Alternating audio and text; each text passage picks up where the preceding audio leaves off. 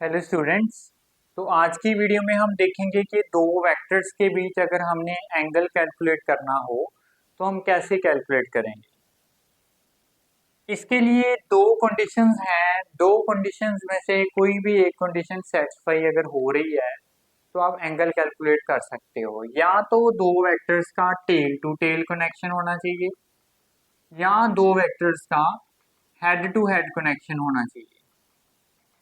अगर उनका tell to head connection है, टेल टू हेड कनेक्शन है तो आप एंगल नहीं निकाल सकते।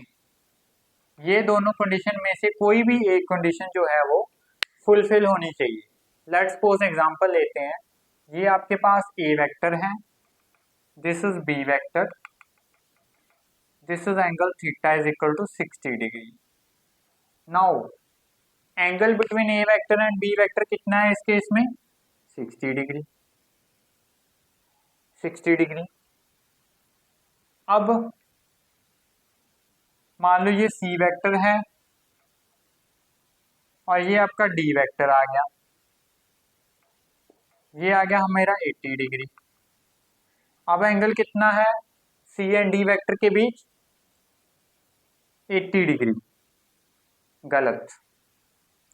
बहुत बच्चों के दिमाग में 80 डिग्री आया होगा, बट मैं क्या कह रहा हूं, यहाँ पे देखो इस वेक्टर की टेल और इसकी टेल, ये दोनों का हेड आ गया। टेल टू टेल कनेक्शन है, ये कंडीशन सेटिस्फाई हो रही है। हेड टू हेड वाली नहीं हो रही, कोई बात नहीं, दोनों में से एक होनी चाहिए।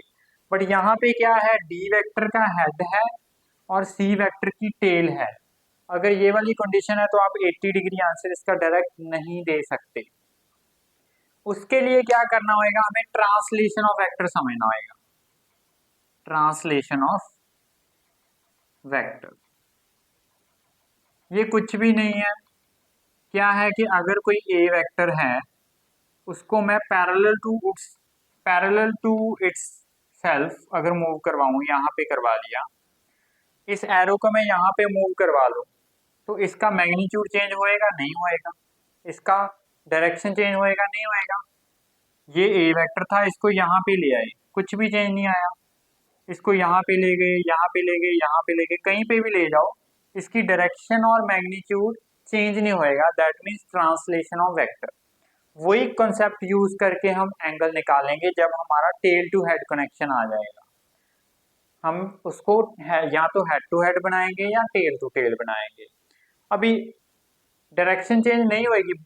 अगर आप ये सोच रहे हो कि हाँ ये वेक्टर है इसको ऐसे मूव करा दिए, फिर तो हो ही जाएगी। पैरेलल टू इटसेल्फ मूव करवाना है, ऐसे ऐसे ऐसे ऐसे, तो इससे कोई भी चेंज नहीं आएगा मैग्नीट्यूड और डायरेक्शन में।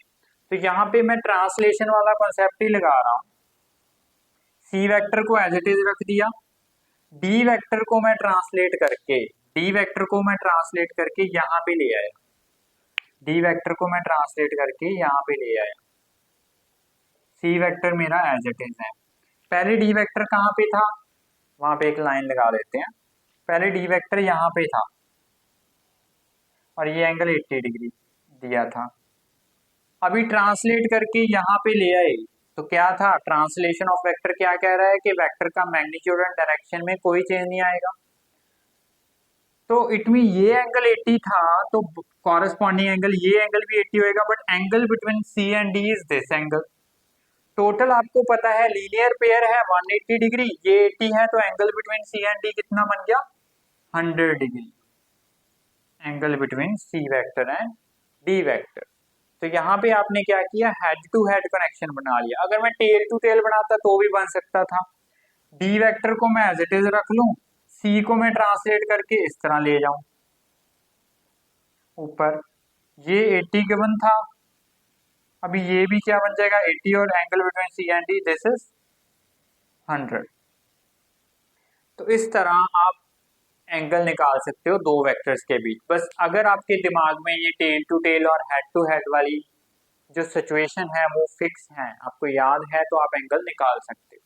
कभी भी क्वेश्चन सॉल्व करते समय आपने बहुत जल्दी नहीं करना, क्योंकि जनरली क्वेश्चंस में क्या है, हेड टू टेल कनेक्शन देके एंगल दिया होता है जो गलत होता है। मतलब जो हमने सही एंगल पहले ट्रांसलेशन करके निकालना होता है। तो आज की वीडियो में जस्ट एंगल्स के बारे में बात करनी थी। आगे नेक्स्ट वीडियो में मैं यूनिट वेक्टर्स के बारे में बताऊंगा। Thank you.